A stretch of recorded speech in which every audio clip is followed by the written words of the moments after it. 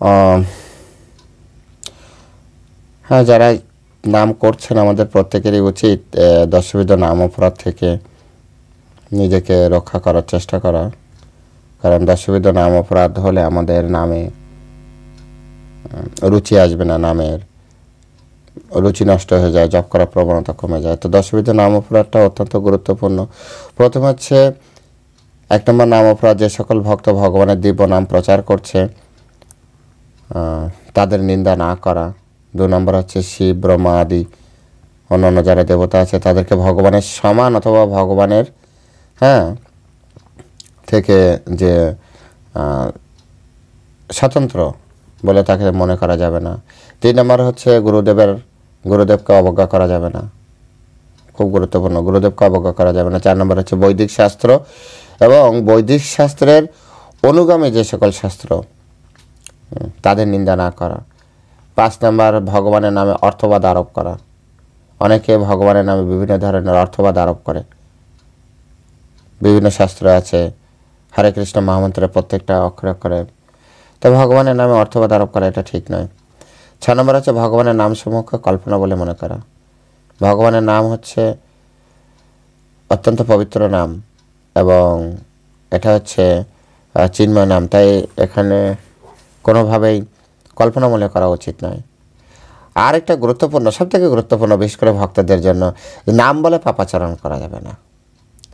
ধরুন আপনি একজনকে, আপনার রাগ হয়ে গেল, আপনি একজনকে গালি দিয়ে দিলেন, আর তারপরে আপনি চিন্তা করলেন যে ঠিক আছে আমার তো ভুল হয়ে গেছে, আমি 16 মালা জপ করে দেবো আজকে তার জন্য।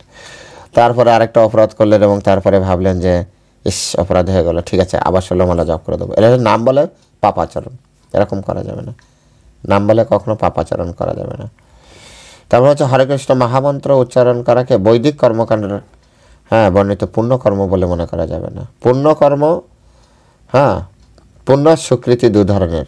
স্বীকৃতি হচ্ছে সম্পূর্ণ ভগবানের সাথে যুক্ত, ভক্তের সাথে যুক্ত। আর পুণ্য হচ্ছে এই জড়জগতের কিছু কর্ম, যেমন সৎকর্ম আছে, কাউকে হেল্প করা, কোনো একটা স্কুল করে দেওয়া, কারো মেয়ের বিয়ে হচ্ছে না তাকে বিয়ে দিতে সহযোগিতা করা, এগুলো হচ্ছে পুণ্যকর্ম। শ্রাদ্ধ করা, অনুদান করা পুণ্যকর্ম। স্বীকৃতি হচ্ছে ভগবানের সেবা করলে স্বীকৃতি হয়, ভক্তের সেবা করলে স্বীকৃতি হয়। স্বীকৃতির বলে আমাদের পূর্বজীবনে ভক্ত হওয়ার চান্স আছে। তাই হরে কৃষ্ণ মহামন্ত্র উচ্চারণ করাকে পুণ্যকর্ম বললে হবে না, এটা সম্পূর্ণ ভগবানের সাথে যুক্ত ভগবতমুখী কর্ম। আরেকটি ইম্পর্টেন্ট, আমাদের একটু সাবধান থাকতে হবে, বিশেষ করে যারা প্রচার করেন, যারা প্রচার না করেন তাদের ক্ষেত্রে তো এটা দরকার নেই, কিন্তু চৈতন্য মহাপ্রভু ধারায় সকলকে প্রচার করতে বলেছে। যাই হোক, 9 নম্বর পয়েন্ট হচ্ছে শ্রদ্ধাহীন ব্যক্তিকে ভগবানের দিব্য নামের মহিমা সম্বন্ধে উপদেশ করা। তাই ভগবানের এখানে ভালো করে, নাম অপরাধের ক্ষেত্রে তো নাম সম্পর্কে বলা হচ্ছে, ভগবানের দিব্য নামের উপদেশ, মহিমা উপদেশ করবেন না, যে এই নামের মহিমা কি। তাকে আপনারা গীতার উপদেশ করতে পারেন, গীতা পড়ুন ভাই, গীতা পড়লে আপনি ধীরে ধীরে জানতে পারবেন ধর্ম সম্পর্কে, এভাবে বলবেন। কিন্তু না, নাম এই করে ওই করে, যিনি শ্রদ্ধাহীন তাকে খবরদার বলবেন, আপনার নাম অপরাধ হয়ে যাবে। নাম অত্যন্ত সিক্রেট, কারণ নামের ভিতরে সম্পূর্ণ শক্তি দিয়েছে। নামকারী বহুধা নিজ সর্বশক্তি তত্র অর্পিতা, খুব গুরুত্বপূর্ণ। 10 নম্বর হচ্ছে ভগবানের নামের প্রতি পূর্ণ বিশ্বাস না থাকা অথবা অগাধ মহিমা শ্রবণ করার পরও বিষয় শক্তি বজায় রাখা। ভক্তদের ক্ষেত্রে এই 10 নম্বরটা খুব গুরুত্বপূর্ণ। ভগবানের নামের প্রতি পূর্ণ বিশ্বাস অনেকের থাকে না, যদিও থাকে বা থাকার পরেও কী করে, বিষয় শক্তি বজায় রাখে। তো এর ফলে নাম অপরাধ হয়ে যায়। নাম অপরাধ হলে আমাদের কি হয়, আমাদের ভগবানের প্রতি, ভগবানের নামের প্রতি শ্রদ্ধা নষ্ট হয়, আমরা নাম করতে পারি না। সেগুলো মাথায় রাখবেন। হরে কৃষ্ণ। জয় শ্রীল প্রভুপাদ কি জয়।